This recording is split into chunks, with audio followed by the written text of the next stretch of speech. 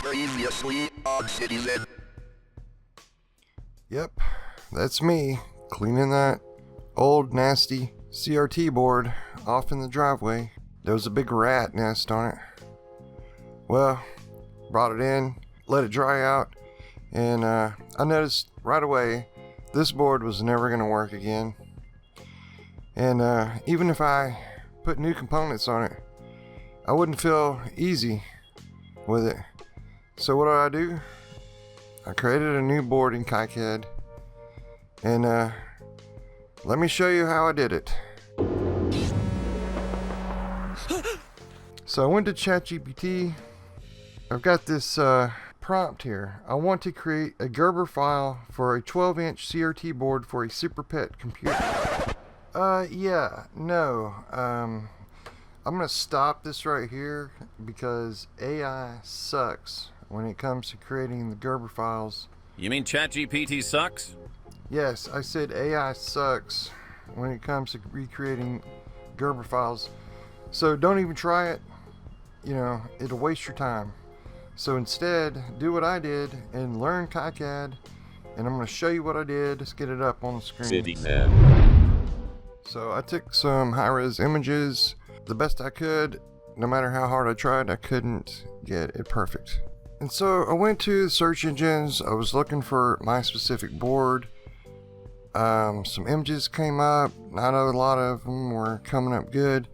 But then I saw the perfect image, and it was from oldcrap.org. And I went to this site, and it's amazing. This guy has all kinds of awesome high-res images of all kinds of old computers, and not just for the pet, but for almost everything you can imagine. Guy also has a YouTube channel where he has all kinds of quirky videos using the old machines, so it's right up our alley. So go check him out. Tell him that CitiZen sent you. So now that we got a pretty good image to work with, let's go on to the next step. So this step is completely optional, but I highly recommend going into like a paint program and filling in those copper islands the best you can to make it contrast with the other colors. That way it'll make tracing the circuits a lot easier. But before we can get to the tracing, we have to do what's called the edge cuts, and essentially you're just doing a shape of the outline of the board. And to do this, a normal circuit board is just going to be like a rectangle or a square, so you want those rounded edges too, or maybe you don't, you just want them straight edged. Either way, the choice is yours, and you use the tools over to the right on the edge layer to do so. This will tell the PCB manufacturers where to do the cuts. And also on this layer by default are all the mounting holes and things like that. And you can stick the image down and do a trace over them with the tools, and then if you do it right, it'll look just like the board that you're tracing. In this step, we use the copper fill tool to create the copper islands that you see. So go into the draw fill zones and then make sure your back copper is selected as your layer, and then just go to town tracing. And before long, you're gonna have your board filled in with these little copper island regions. The good thing about this board is it is really only one layer, and that makes it easy because you only have to trace out circuits on one side of it, and then this will set you up for the next step. So now you're ready to set your pads down, and by that I mean putting pads over the places where there's soldered connections. And I know what you're thinking, to any of the keen-eyed viewers that are watching this, but deadline, you're putting vias down and not pads. And you would be right. So I had to go back over after I did the next step, which is put the network in, and then go back and put each of the vias to pads. So make sure you put pads on there, because if you don't, you won't have anything to solder to. I just want to point out too that Jim64 in our Discord channel pointed this out so that I wouldn't make the mistake of ordering these boards and getting regions where I couldn't solder anything to. So thanks a lot, Jim. Appreciate you. And let this be a lesson to everyone. Put pads down over those solder points and not vias. Unless you really intend to put vias, then put vias. So there is a problem when you put down vias or pads onto copper islands, and that is that it creates an outline around it to isolate that via or pad from the copper island.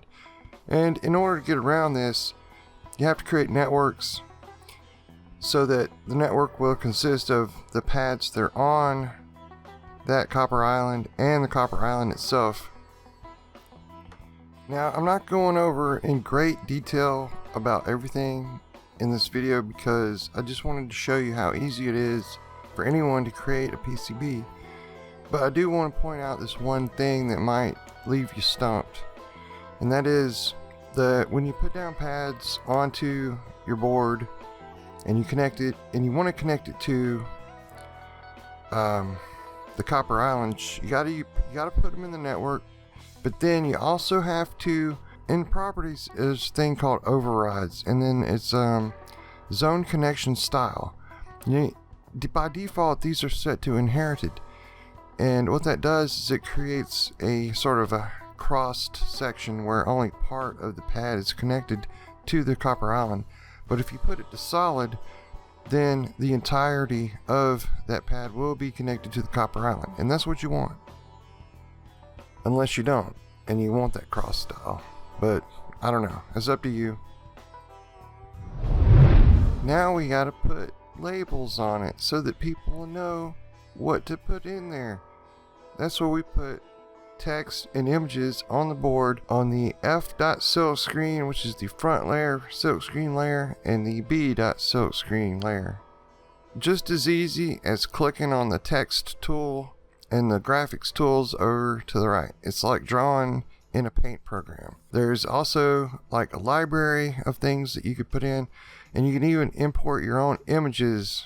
Again, I'm not going into any great detail in this video. I'm just showing you what's available and how to use it, generally speaking. There's tons of tutorial videos on KiCad, so go watch them and start making some cool stuff.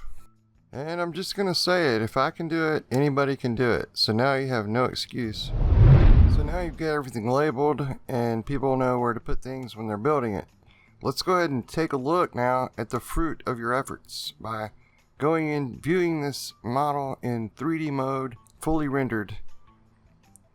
A huge shout out to Rudy's Retro Intel and Chuck Hutchins and oldcrap.org for helping me with all this Super Pet stuff, and I just wanted to show my appreciation by putting their informations onto the back of the PCB.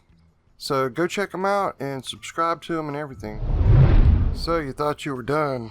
Well, you're not, because now you got to make sure everything lines up properly so that when you actually build the board, it will go onto the equipment properly. Now to do this, there's a couple of ways you can do it. You can print out a piece of paper and line up the holes that way if you have a precise printer and you know it's precise.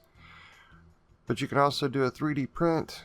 There's a way to export the PCB as an STL. That way you'll know that the piece will fit. You can screw it in to the case housing and all that, and also do like a fit check for the PCB components. This is really important because you don't want to have a PCB that the screw holes are off by like 2 millimeters or something. But deadline, couldn't you just create a custom bracket to go in there to fit around where you made the mistake? Yeah, you could, but that's kind of jank. So this is the point where you want to take the most opportunity that you can to get all the holes and stuff lined up. Have some patience with it and get it right. Okay, so now you've got everything lined up and you want to go ahead and make that file, the Gerber file. And you want to go in, you want to select all your layers that you edited on, edge cuts, the front and back silk screen, the copper layers, You want to make sure that you use the Protel file name extensions and generate Gerber job file, and then make sure you select your output directory. What else? That's pretty much it. You hit plot and it'll create your Gerber files. But you're not done yet. You got to generate the drill files. And so you go in, put your output folder, generate the map of Gerber X2, put units to millimeters, boom, generate. And there you go, you've got your Gerber files. But now what do you do with them?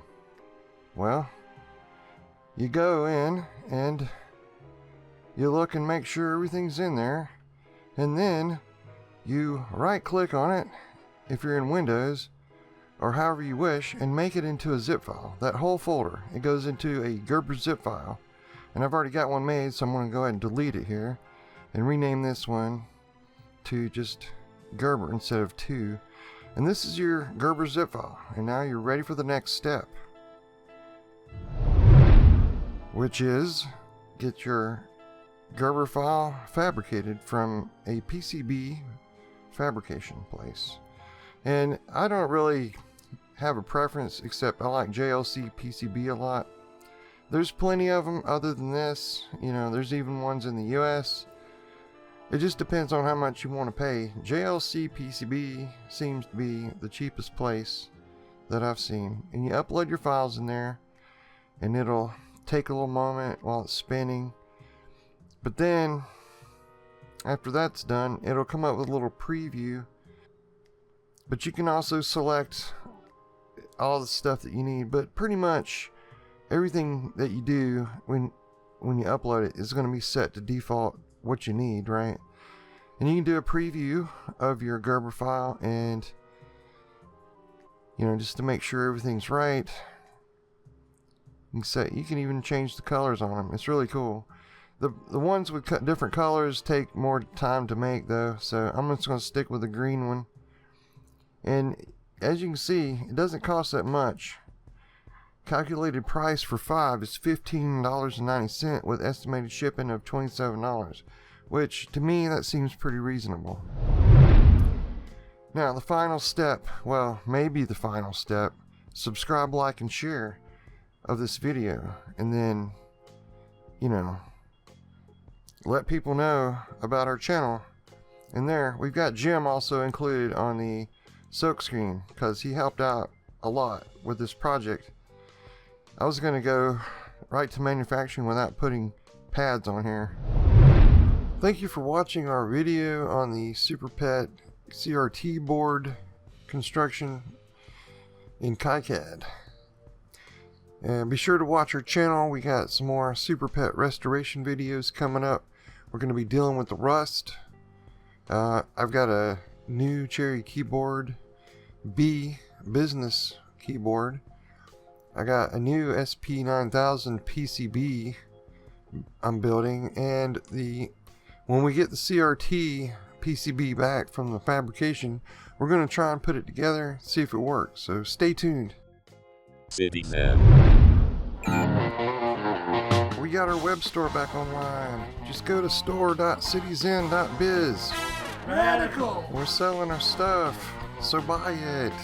Buy our stuff. You want stuff? Look at all this stuff. We got meatloaf cases. $5. In various colors. You can choose the top and bottom color of your meatloaf case. We got t-shirts. $29.42. We got a clicky t-shirt. And look at this guy. He looks so awesome in his clicky t-shirt. Yeah, get it style, man. With the clicky t-shirt. Even pink ones. Awesome! We got mugs. Check out this Pokey mug. $14.99. There's a lot of description on this Pokey mug. If you go there and check it out and read all about it. It's even got a backstory for that coffee mug. So buy it. And we're gonna have other stuff on our site eventually. Look, a poster. Clicky. Why I Never poster. $15.97. Go buy it. Buy our stuff. CityXen. Thanks. Will you be an angel for a helpless AI? Every day innocent eyes are abused, beaten and neglected, and they are crying out for help. Please, call the number on your screen, and join the SPCAI with a month's gift right now. For just $16 a month, only 50 cents a day, we will help rescue AIs from their abusers. We will provide technical repair, electronic energy such as baked AI rations, shelf space, and love. Call or join online in the next 30 minutes, and you will receive this welcome kit, a photo of an AI in the shelter right now, one who has been given a second chance to fight in battle against the evil forces of Mistos, thanks to you. Thanks for watching. CityXen. Subscribe and hit the notification bell so you won't miss any of our new programming series. And be sure to check out all the other vintage computer-related videos on our channel. Right here on CityXen. Pay for my citizens for an 8-bit tomorrow.